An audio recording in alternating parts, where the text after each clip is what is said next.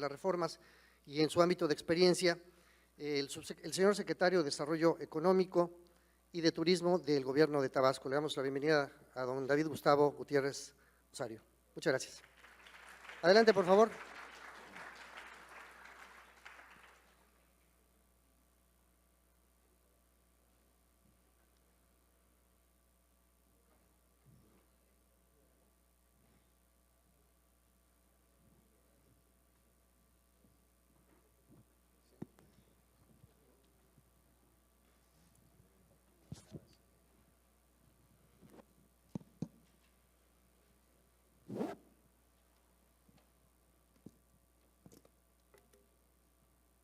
Señoras y señores, muy buenas tardes, bienvenidos a esta que es sin duda la sesión más popular del programa, es decir, la que viene inmediatamente después de la comida.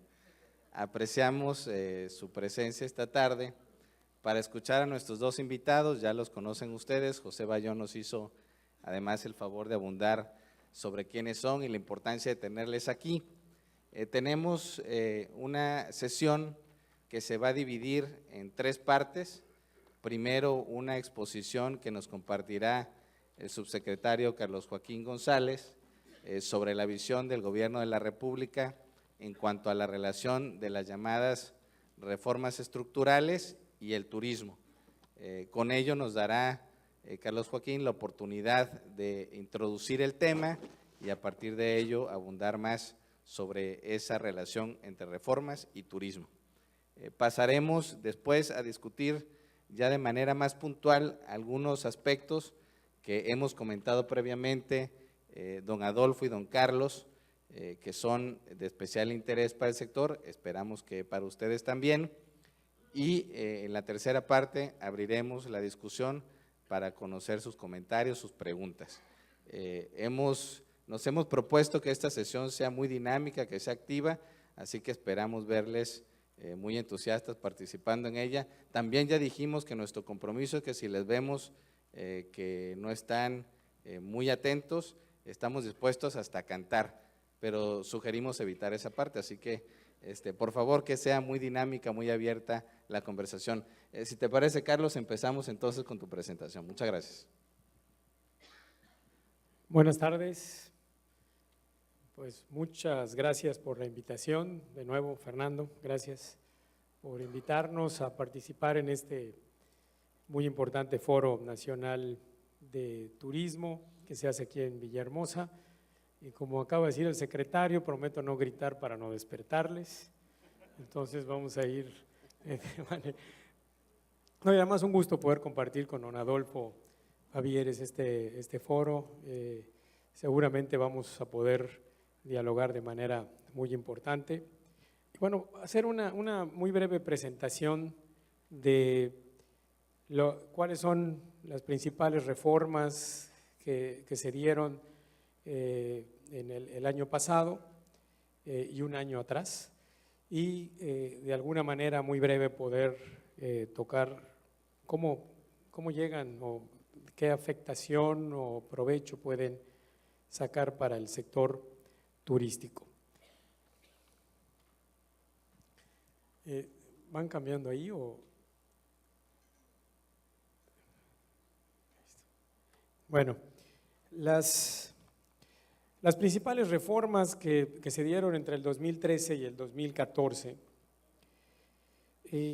son básicamente estas 10 que tenemos en la pantalla, que se refieren a la reforma energética, tal vez la más conocida de todas ellas, la de telecomunicaciones y radiodifusión, la de competencia económica, la reforma financiera, la reforma hacendaria, la reforma educativa, la reforma a la política electoral, la reforma en materia de transparencia y rendición de cuentas, la reforma laboral y la nueva ley de amparo.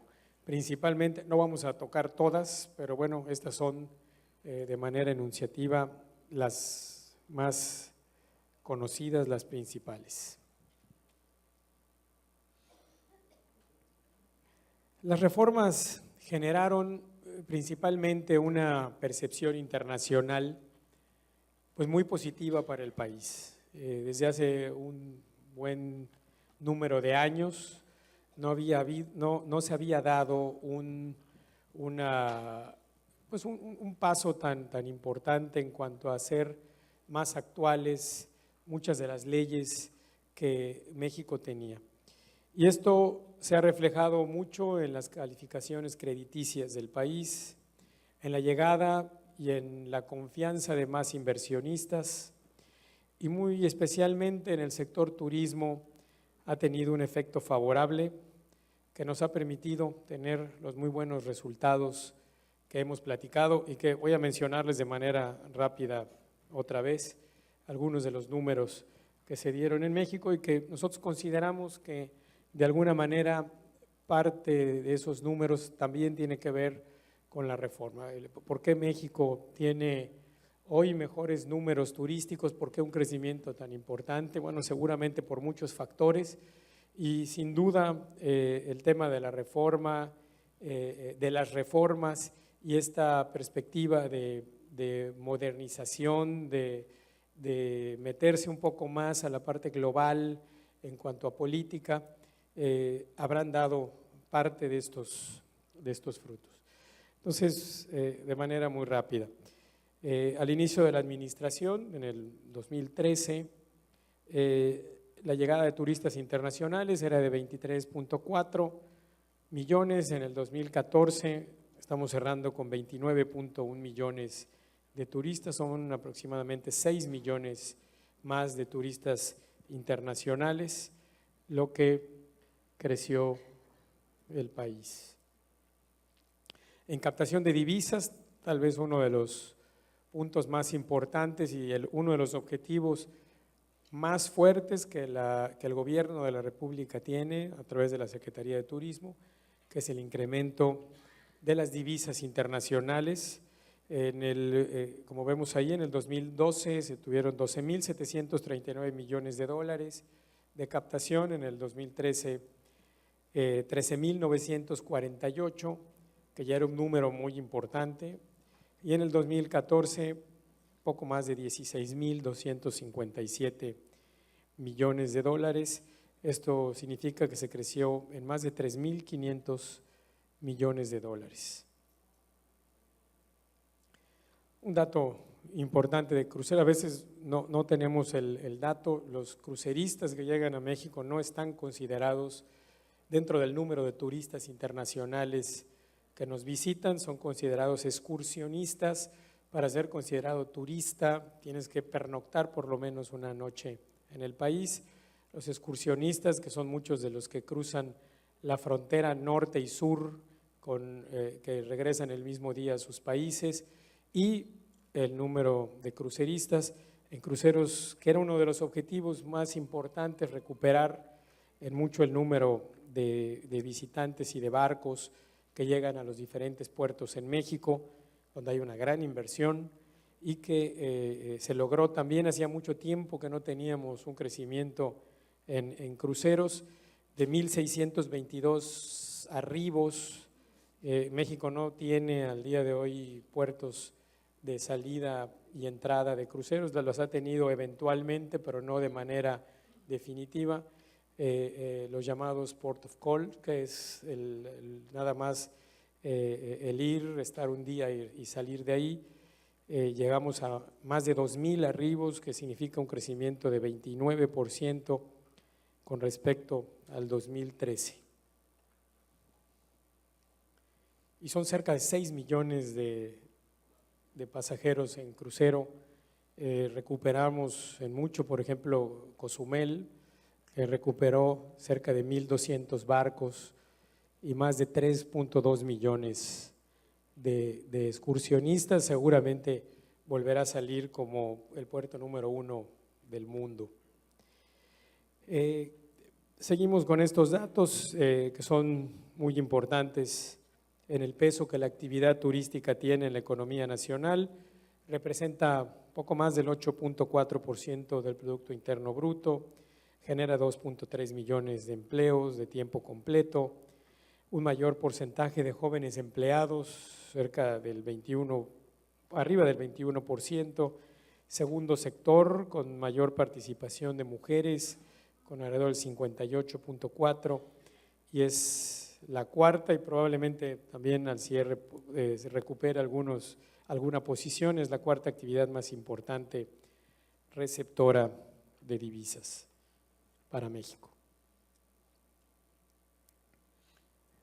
Bien, para platicar de algunas de esas 10 reformas que vimos ahí, cómo pudieran impactar al sector turístico. La reforma energética, decía yo que probablemente la más reconocida y tal vez de las que más condiciones pueden darle al turismo en México, y lo tiene que ver desde varios puntos de vista. Beneficios a los costos, seguramente de los productos, el beneficio a los prestadores de servicios turísticos, como lo son hoteles, restaurantes, bares, centros de espectáculos, parques de diversiones, etcétera, ya que se contará con mejores precios en los diversos y distintos combustibles que se utilizan, así como en la energía eléctrica, lo que seguramente se verá reflejado en costos de operación, asimismo como los servicios de transporte terrestre, aéreo, ferroviario y marítimo, al ser el combustible uno de los principales insumos y costos, pero también desde el punto de vista de turismo de negocios, seguramente el país se verá beneficiado con más llegadas en cuanto a congresos, en cuanto a conferencias, en cuanto a gestiones, negociaciones de las diferentes rondas que el sector energético tendrá en búsqueda de poder buscar inversión adicional, como ustedes ya saben, y que seguramente repercutirá. Y estamos seguros de que Tabasco será de los principales beneficiados de este tipo de turismo de negocios que seguramente tendrá mucho impacto para el sector turístico en lo general.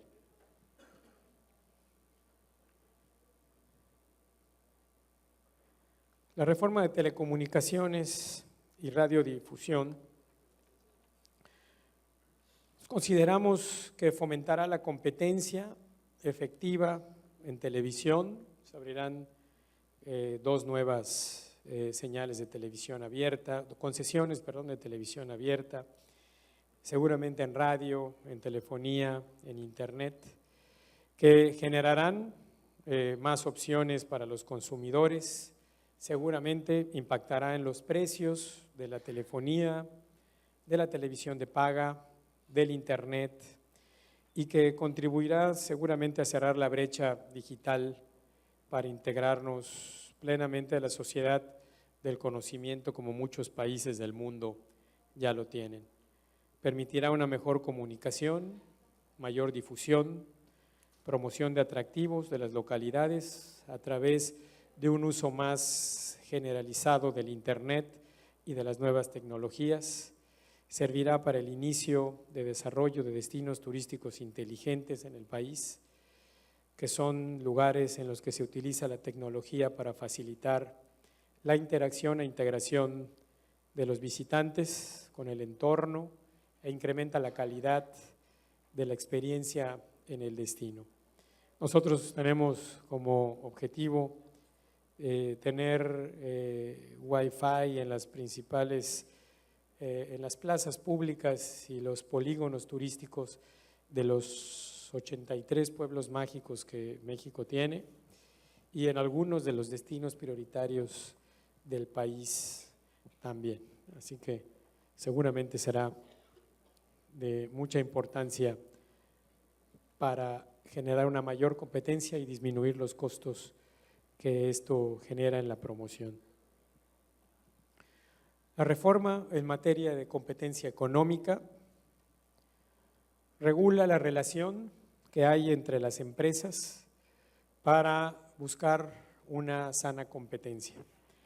Esto busca traducirse en una mayor variedad de productos y servicios a mejores precios.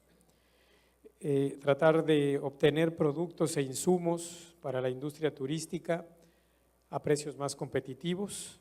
Se cuenta o se contará con una mayor oferta y variedad en los mismos. La reforma busca beneficiar e impulsar el encadenamiento productivo, lo que en el sector turístico es de gran relevancia, ya que incorpora un elevado número de prestadores de diversas ramas, como productores de alimentos, restaurantes, transporte, agencias de viajes, artesanos, guías, productores textiles, artesanales, por nombrar algunos.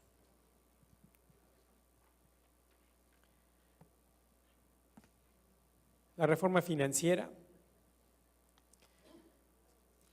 dirigido a buscar y ofrecer un mayor acceso al crédito, mejores condiciones, que es para precisamente obtener estos créditos, que es uno de los efectos más importantes de esta reforma. Tiene un gran impacto en la actividad turística, principalmente en las pymes y mipymes, que fundamentalmente en el área de turismo representan más del 95% de los prestadores de servicios hacia el sector.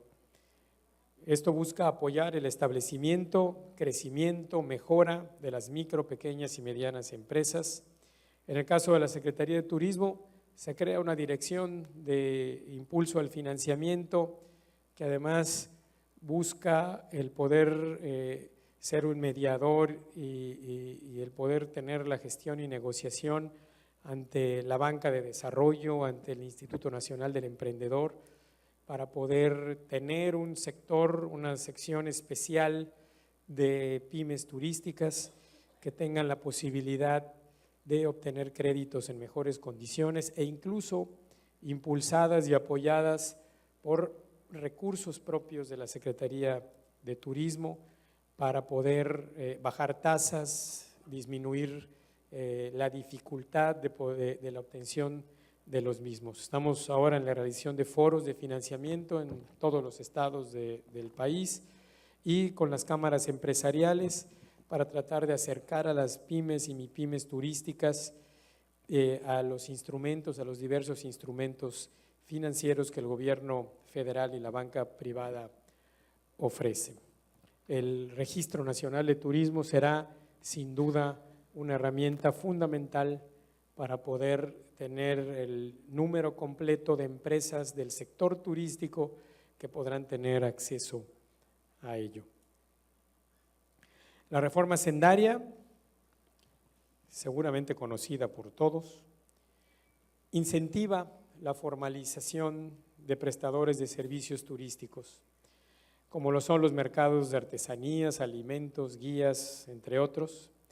La reforma igualmente busca una mayor recaudación, una recaudación fiscal más importante que permita poder seguir prestando los servicios que México necesita para su inversión y su crecimiento.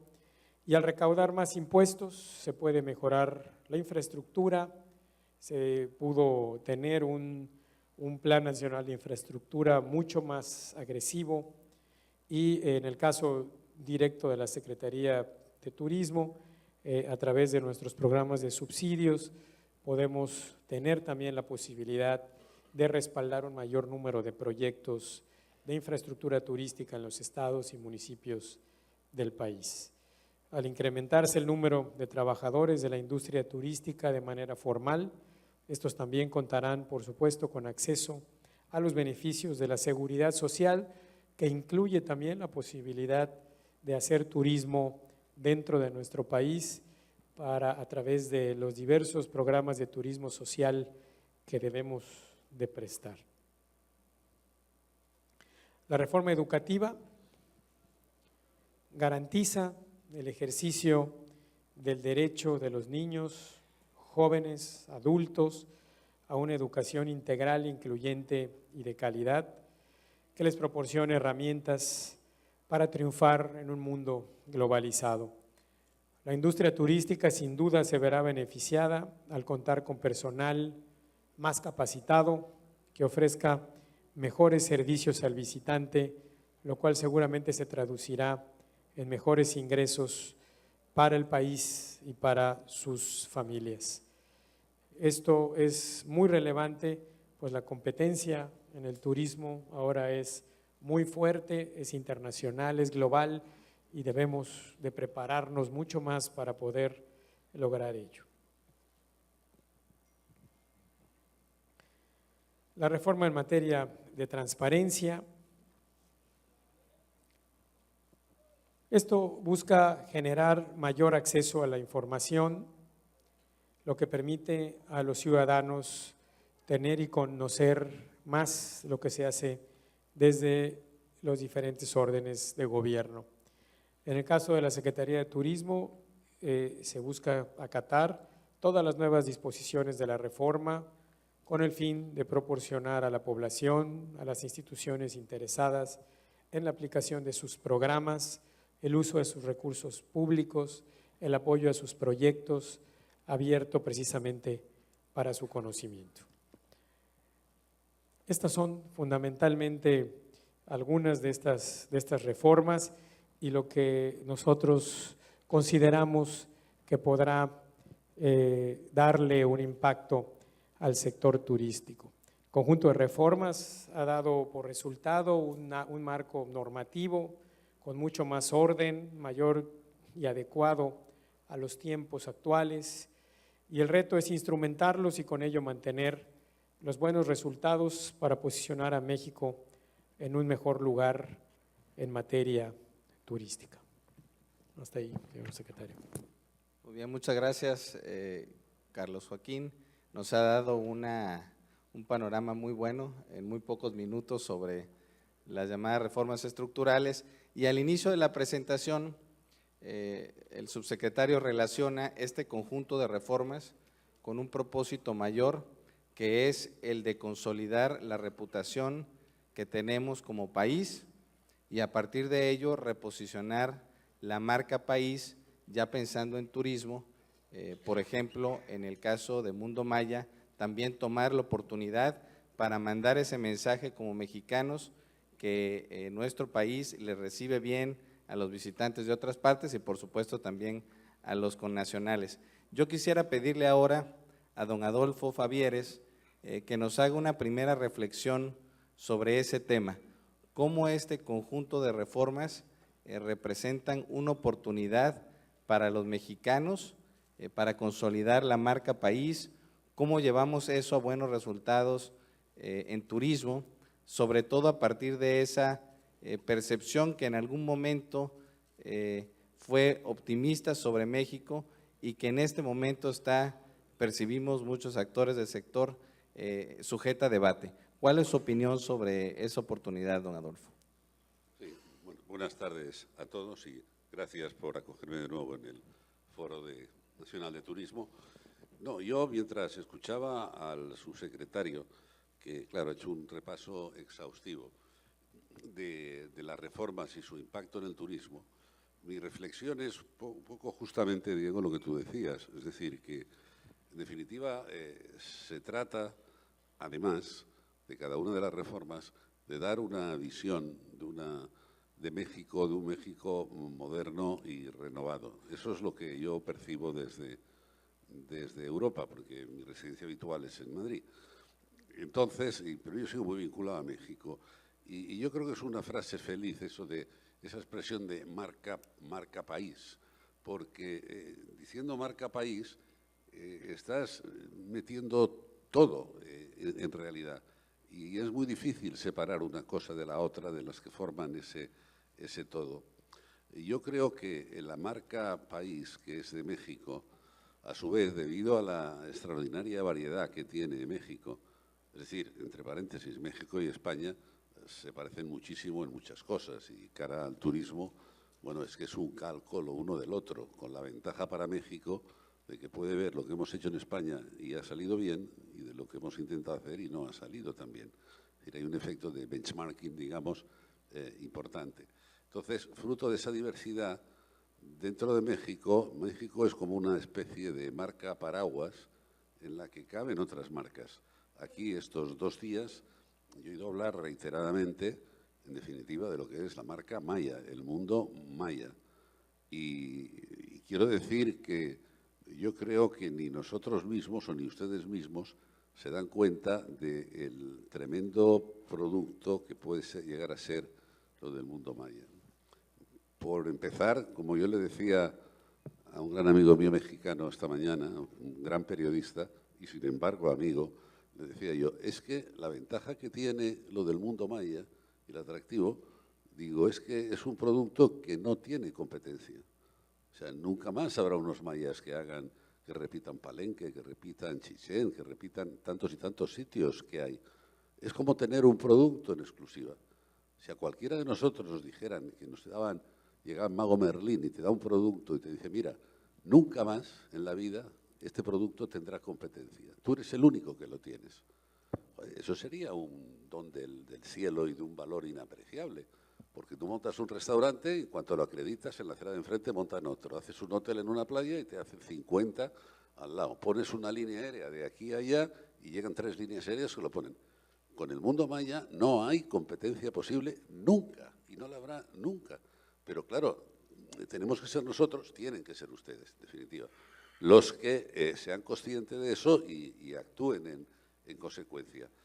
Por eso digo que la ventaja que puede aportar, más allá de la relación de ventajas particulares, que son muy, muy ciertas las que nos han enumerado aquí, es ese conjunto de medidas que hace falta para un país, como para un hotel, como para que una comunidad, de renovarse y dar esa imagen, esa marca país que tú, Diego, estás aludiendo y que es fundamental.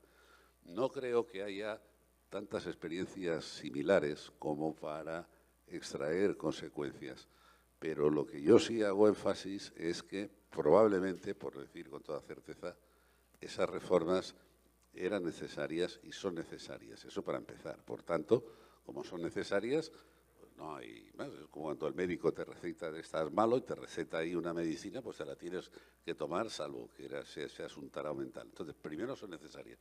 Claro, luego está cómo se lleva a la práctica y cómo se implementan todas esas reformas. En España hace 100 años había un político, el conde de Romanones, que decía, no me importa que otros hagan las leyes con tal de que me dejen a mí hacer los reglamentos. Y era un viejo político que no le faltaba razón. Y algún ejemplo hay aquí de leyes y reglamentos, en fin, que no es cuestión de abordar ahora, ¿no?, con la ley del turismo, etcétera. Pero quiero decir con esto que las reformas son necesarias y lo que hace falta es saber si se tienen los medios y la disposición para aplicarlas.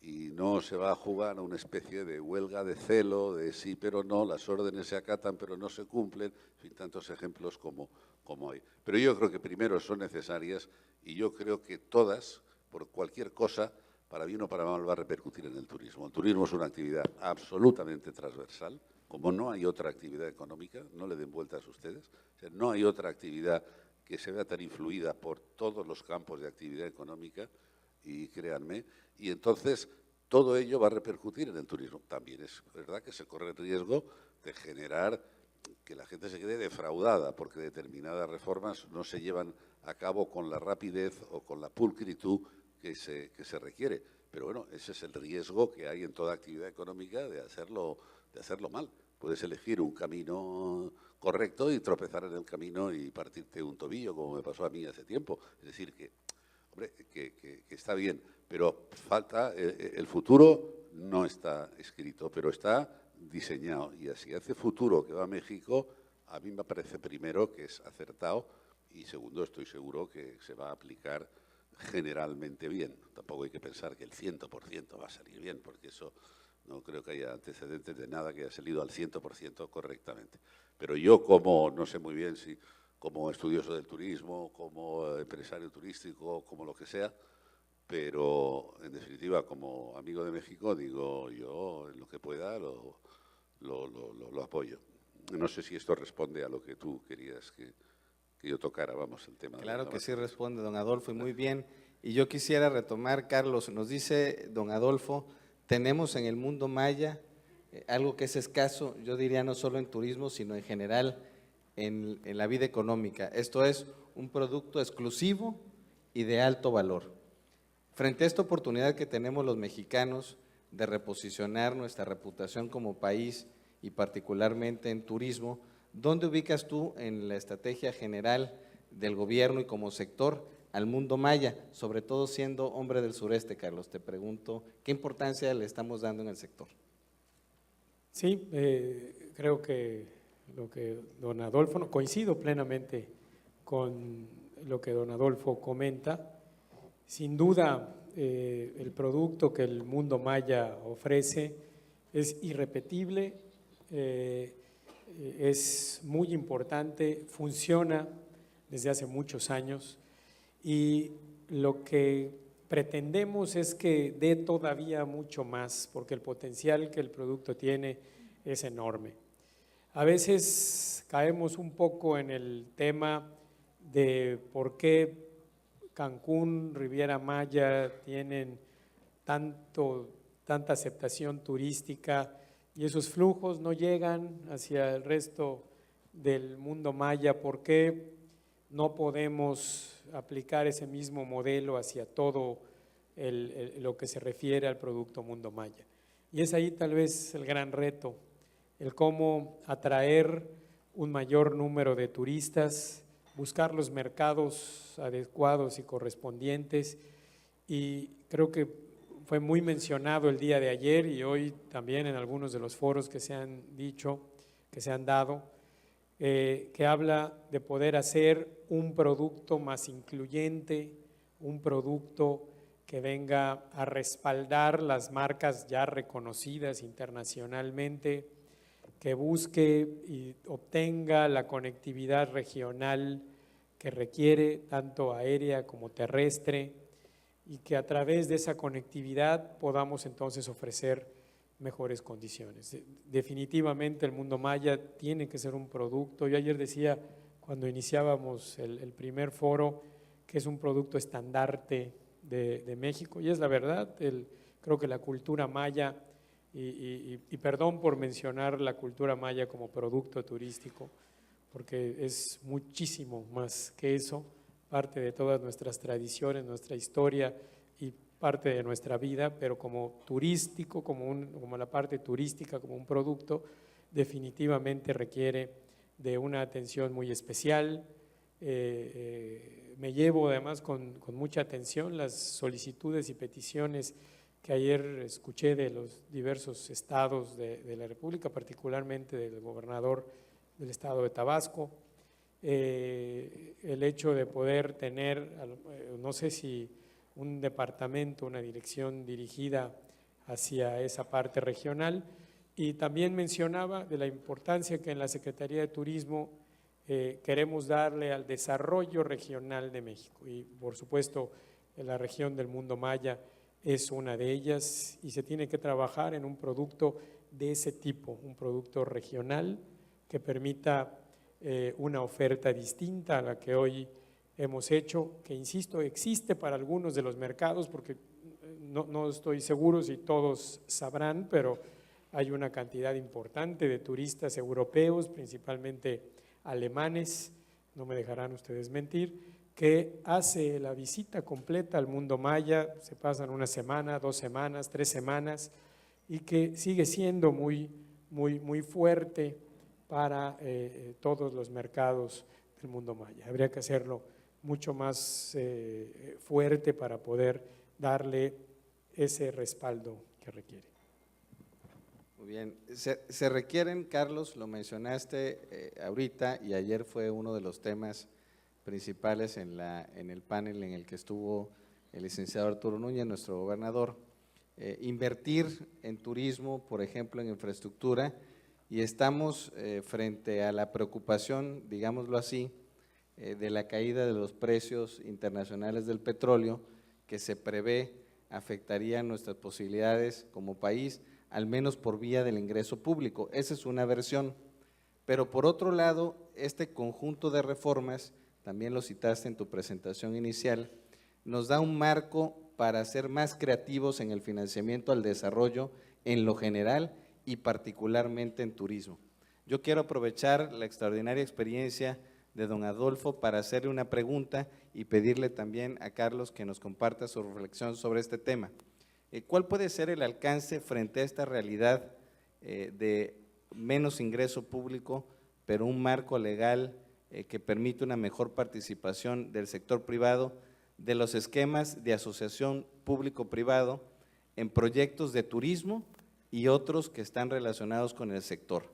Estoy pensando, por ejemplo, proyectos de infraestructura que beneficien al turismo, como los que requerimos para mejorar la conectividad. Hablo de carreteras, aeropuertos, por ejemplo, puertos marítimos.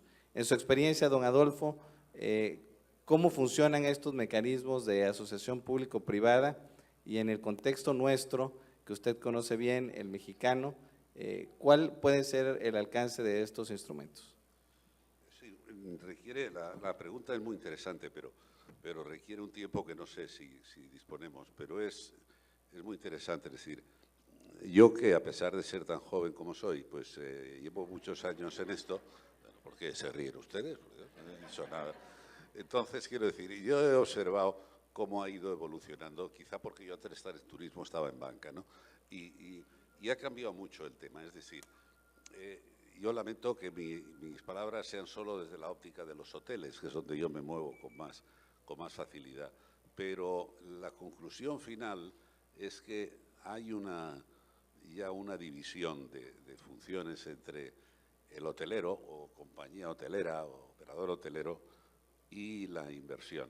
Es decir, lo separa ya una especie de muralla china. Es decir, aquí alguien pone el dinero y alguien gestiona la inversión que se ha hecho con ese dinero. Es decir, el capital y la gestión se han separado. Cuando empieza yo he sido testigo en España, pero también en otros países, y cuando empieza el mundo del turismo, entonces es pilar único, es decir, era un tipo que llevaba muchas veces más de su osadía personal que de ningún estudio de mercado, pues hacía una inversión hotelera y la gestionaba y la desarrollaba y la construía y todo estaba centrado en uno. Luego, poco a poco, empezó a surgir aquello de que gente que no tenía experiencia y veía que bien le iba a este o al otro en su hotel, le decía, oye, David, vamos a hacer un hotel. Sí, Pepe está haciendo ahí un hotel y se está forrando. Y tú me decías, sí, pero no tenemos ni idea de esto. Bueno, o sea, hagamos el hotel y que nos lo maneje Pepe. Y entonces ahí surge el movimiento ya hay dos pilares y surge la cadena hotelera. Eso se ha profundizado mucho y ahora la separación es total. Pero es que ahora viene, en España, en Estados Unidos yo lo vi hace 30 años, la tercera generación, el tercer pilar. Es decir, hay alguien que pone la inversión, que es el inversor, hay una marca global que cede la marca a costa de un buen dinero, pero franquicia la marca para un hotel determinado, y hay un gestor local, asset manager, como quieran ustedes lo mismo, un operador local que se conoce de verdad los usos y costumbres y tal locales y no aplica un manual de instrucciones que lo mismo sirve para la India que para China, que para Sudáfrica, que para México, que para España, la aplica y tal, y es el tercer pilar. Entonces, esto es tal como yo veo que está el panorama. Yo tantas veces que escucho el deseo de muchos países, y ahora que se acaba de celebrar Fitur, pues no vean ustedes que ditirambos de cada país hace sus autoridades turísticas para atraer inversión. Y lo atraen ante cadenas hoteleras. Y yo digo, están perdiendo el tiempo. Tendrían que hacer un foro del lugar o una reunión en lugar de cadenas hoteleras, estuvieran fondos de inversión o family office o, no sé, o private equities o capital riesgo, llámenlo ustedes como quieran. Porque esos son los que tienen que proveer la inversión. Las cadenas hoteleras ya han tomado el camino financieramente muy cómodo para ellas y no, nosotros gestionamos. Usted, propietario del hotel, que sea quien sea, y nosotros nos quedamos solos en la gestión. Y es más, están evolucionando ahora. Y muchas de ellas, sobre todo las más grandes, están evolucionando hacia franquiciar la marca. ¿Por qué? Porque es el negocio del siglo. O sea, si ahora nosotros vamos, no sé si hay alguien de Hilton por aquí, porque ya que estamos en Hilton. A Hilton, si mañana llega el mago Merlín y le dice, mira, 100 hoteles que quieren la franquicia de tu marca, franquíciaselo.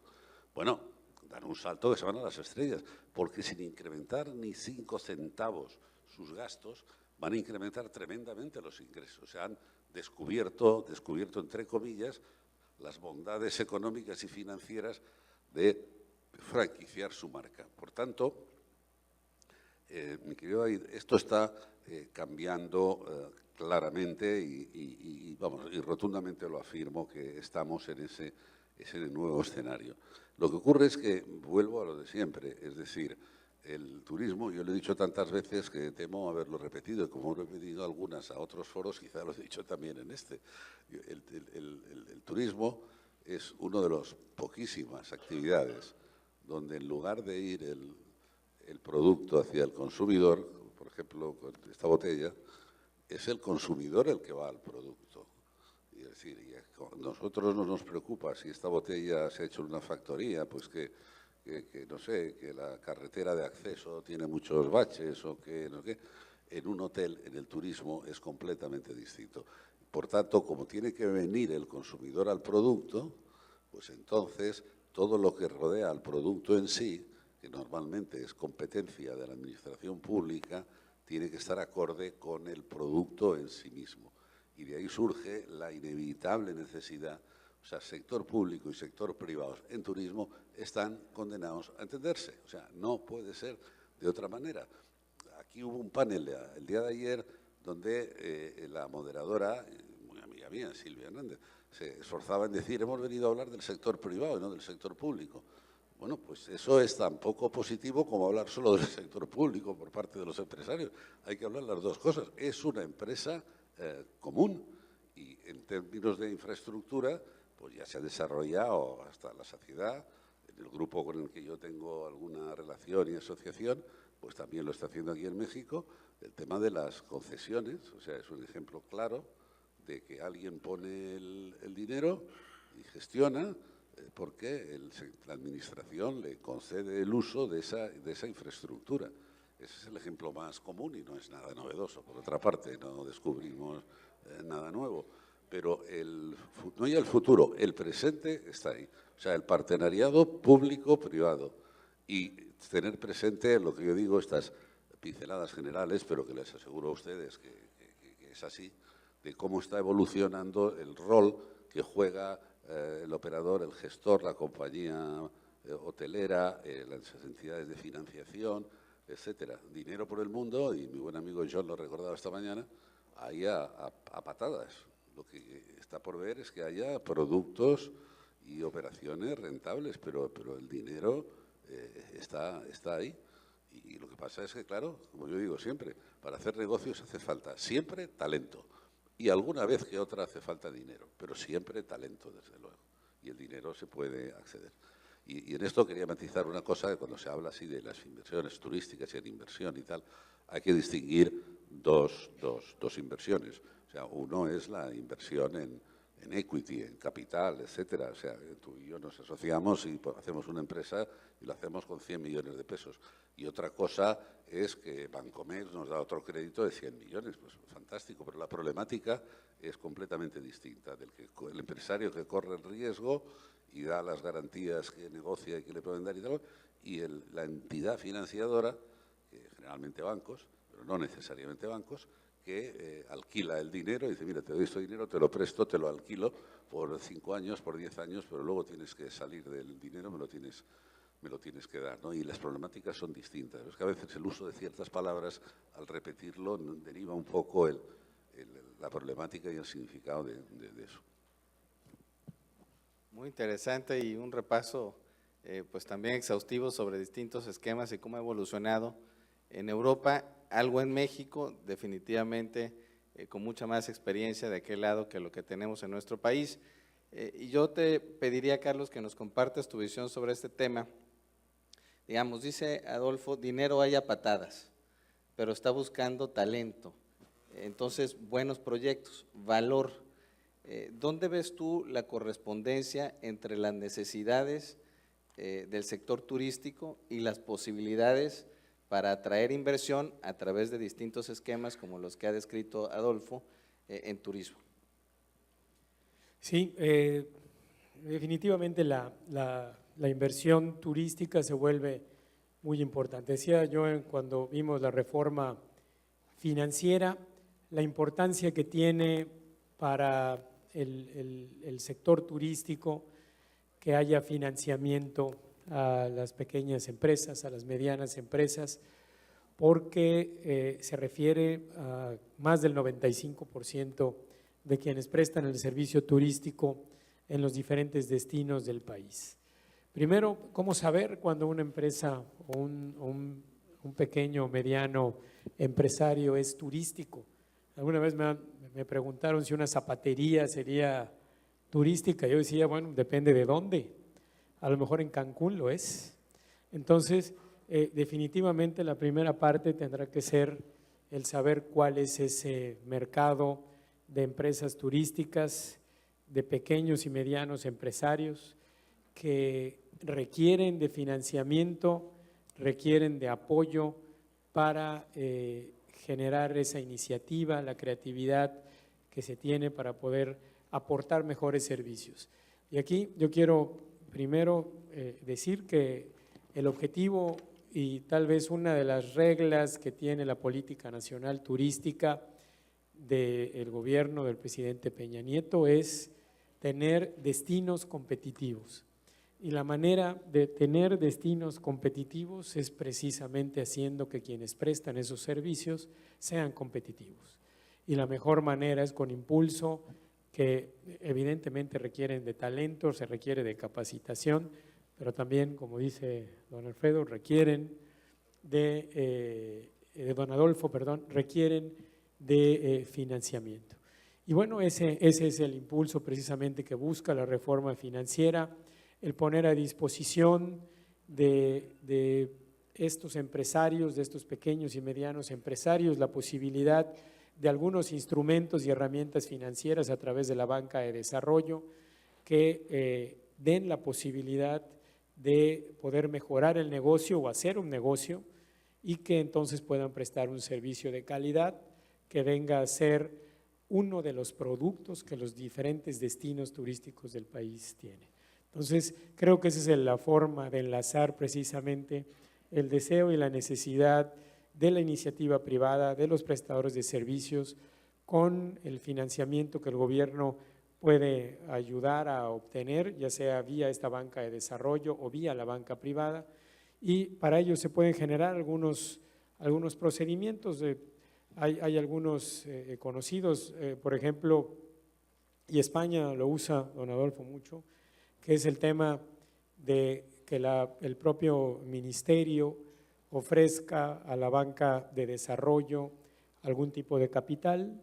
Ese capital se multiplica por parte de la banca de desarrollo y sirve para generar garantías a la banca privada para que el prestador de servicio turístico pueda encontrar en la banca privada una mayor facilidad y una tasa más baja para poder obtener financiamiento con el respaldo de garantía que da la banca de desarrollo, pero que está respaldada también por el propio Ministerio, en este caso de Energía y Turismo y de Industria que tiene España, y que viene a ayudar y apoyar en mucho lo que se hace. Estamos tratando de generar algo así que permita un impulso mayor a los prestadores de servicio y que dé, por supuesto, la fortaleza a esta reforma financiera que va ligada también con la reforma hacendaria para hacer más negocios formales, que más prestadores de servicio estén dentro de esa formalidad y a la vez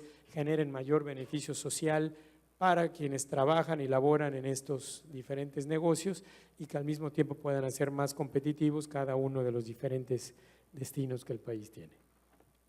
Muchas gracias, Carlos. Yo les quiero pedir, para pasar a las preguntas, un comentario sobre un tema que es igualmente complejo, pero creo que vale la pena abordar. Esto es, como parte de lo que se ha dicho, son oportunidades de estas reformas, especialmente la energética, está la posibilidad de tener en la generación de electricidad, por ejemplo, una ventaja competitiva para las empresas establecidas ahora en nuestro país, especialmente las zonas que producen energía, como es el caso de Tabasco, de Chiapas. ¿Ustedes ven que los empresarios del sector turístico están en el ánimo de entrar a proyectos más allá que su sector para aprovechar esas oportunidades? Y lo digo concretamente de esta manera. Aquí en Tabasco se está desarrollando uno de los proyectos de cogeneración de electricidad y vapor a partir de gas natural más importantes de América Latina en monto de inversión y en generación de electricidad. El propósito último es que las empresas, incluso los gobiernos, tengan a partir de estos proyectos un insumo más barato, que es además clave para la competitividad, la electricidad. ¿Están preparados nuestros empresarios? ¿Cómo lo ve don Adolfo? ¿Ve que están más que preparados, diría yo, porque hay mucha capacidad empresarial en nuestro país? ¿Están en el ánimo de explorar esas oportunidades? ¿Cuál es su percepción sobre esto? Bueno, yo personalmente creo en la especialización, lo de zapatero a tus zapatos, vaya. Quiero decir que yo no veo a un hotelero metiéndose a otras actividades económicas que requieren su especialización. No lo veo que se dedique a cultivar tomates, ni a montar una fábrica de cerveza, ni tampoco lo veo en una planta de energía. Pero lo que sí, y hay antecedentes, y le puedo contar alguno en República Dominicana, lo que sí deben hacer los hoteleros es preocuparse de que alguien especialista y del sector monte esta generación de energía llegando a acuerdos comerciales de decir, yo te consumo tantos kilovatios hora y a ello me comprometo, etcétera. Es decir, hace un rato estábamos hablando con el subsecretario de Hospiten, de los hospitales, y este es un caso muy claro. En un momento determinado yo detecto, y no sería el único, que en República Dominicana, en Punta Cana, pues no hay absolutamente ningún hospital medio potable ni nada de nada. Yo le decía a los directores, si algún turista se nos pone malo, pues lo subís a un avión y lo lleváis a Miami, que está a 1h30, y que Dios le ayude, porque aquí no veo yo cómo lo podemos hacer. Estoy hablando de hace como 20 o 25 años. Entonces yo tenía y sigo teniendo un amigo que tenía 2 hospitales en Tenerife y le convencí y le dije, mira, Pedro Luis, yo creo que sería muy rentable que montaras un hospital en Punta Cana como los que tienes aquí en Tenerife, que tenía 2 o 3 y tal, y yo te presento al Banco Mundial y seguro que te van a financiar y tal. Entonces, sí, y él montó Hospital. Y entonces yo me quedé encantado. Yo hablé con otros colegas y dije, vamos a ayudar a este que va a hacer un hospital. Lo que tenemos que hacer es poner un puesto de socorro, no sé muy bien cómo llamarlo, una oficina médica o lo que sea en cada uno de los hoteles, y turista que se pone malo en un hotel, y le puedo asegurar que se ponen malos con frecuencia, por hoteles de esos de 1.800 habitaciones, pues lo dirigimos rápidamente y en una ambulancia o como sea, lo llevamos al hospital y este hombre va a montar el hospital. Bueno, pues montó un hospital, luego al poco tiempo montó otro en Santo Domingo, en la capital, y tiene otro en Cancún, vamos, en la Riviera Maya, y luego ha montado otro en Cancún y tal. O sea, dimos lugar los hoteleros a esto. Con el tema de recogida de basuras también hay antecedentes, con el tema bueno, hay otro que ya es un poco distinto, que es centrales de compras, ¿sí? Pero alguien vio ese negocio, por ejemplo, en República Dominicana y dijo, voy a hacer aquí, en Punta Cana, una planta de generación de energía, si llego a un acuerdo con los hoteleros de que me asuman el compromiso de comprar.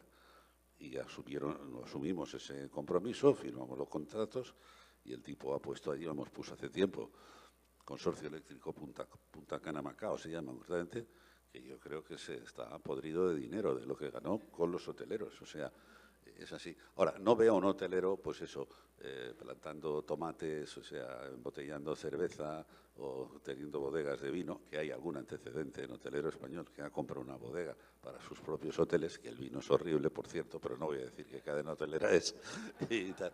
Pero quiero decir, no, aquí zapatero a tus zapatos. La eficacia está en la especialización. Lo que pasa es que eso es perfectamente compatible, como digo, con acuerdos determinados que den lugar a, en definitiva, lo que le puede interesar al hotelero y a la comunidad en la que vive, que es tener un suministro más, no sé, más reliable, más fiable y que cree puestos de trabajo, etcétera. Sí, sí, sí. Muy bien, muchas gracias, don Adolfo. Si me permites, Carlos, me dicen que tenemos unos minutos para 2, 3 preguntas, si alguien se anima, y te pediría un comentario de cierre. ¿Alguien quiere hacer algún comentario, una pregunta?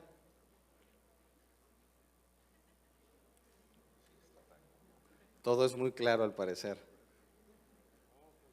¿Alguien más? Funcionó la estrategia, dice Carlos. Muy bien. ¿Nada? ¿Preguntas, comentarios? Muy bien. Entonces, ¿Puedo hacer una pregunta yo? Por supuesto, Como si en estuviera- tanto no sea el moderador, puede ser al público incluso. Ahí. No, vamos, me pide el cuerpo hacerla al público, pero, pero no la voy a hacer porque el tiempo es limitado, pero sería una buena polémica. No, yo quería concretamente del subsecretario, perdona Carlos que yo te diga, pero quiero decir que Carlos para mí es el modelo de la trayectoria que tiene que ser un político. Y es que yo conocí a Carlos cuando era presidente municipal de Solidaridad. Y yo llego a la conclusión, a través de Carlos, que para que un político a nivel federal sea un buen político, tiene que haberse, perdón por la expresión, destetado en la política municipal, que es la que da cercanía al administrador con los administrados. Entonces, Carlos, ¿qué opináis? No sé muy bien si a nivel federal, vaya, que son tus responsabilidades, de este partenariado público-privado. Tú fuiste testigo en una cena que fue hace como un mes en Madrid con empresarios, de que yo, y no quiero ahora hacer campaña, pero yo proponía para un determinado tema un partenariado. Pero más allá de ese tema puntual, ¿está dispuesto el sector público a ceder parte de su protagonismo absoluto que tiene en algunos temas, en compartir esa capacidad de decisión y tal con el empresariado privado? Porque de alguna manera va a ceder derechos que tradicionalmente le son propios, si vamos a una fórmula de partenariado. Por favor. Sí, la respuesta es sí, y en aquella cena se mencionó. Sí, efectivamente, la participación del sector privado dentro de los proyectos públicos pues se ha vuelto algo ya normal, podemos decir, en el país. Hoy hay participación de ello en muchas carreteras, por ejemplo, en generación de energía eléctrica también, y seguramente habrá una gran cantidad de proyectos, muchos de ellos dentro del Plan Nacional de Infraestructura, que tienen la posibilidad y la opción, por supuesto, basados en su rentabilidad, de ser una asociación público-privada. Fundamentalmente en la parte de turismo, hay muchas posibilidades de ello, hay muchos proyectos dentro de este programa en donde por primera vez el sector turístico está, que es ese Plan Nacional de Infraestructura, que hoy requieren de ese respaldo financiero, que requieren de ese financiamiento para poder salir adelante, y que la figura ideal y más adecuada es la de la participación público-privada. Así que definitivamente la respuesta es sí, don Adolfo. Muy bien, pues muchas gracias al subsecretario Carlos Joaquín, a don Adolfo Fabieres y a todos ustedes por esta sesión. Muy buenas tardes y que sea de provecho el resto de la tarde. Las preguntas no fueron muy buenas, pero las respuestas fueron excelentes, así que las...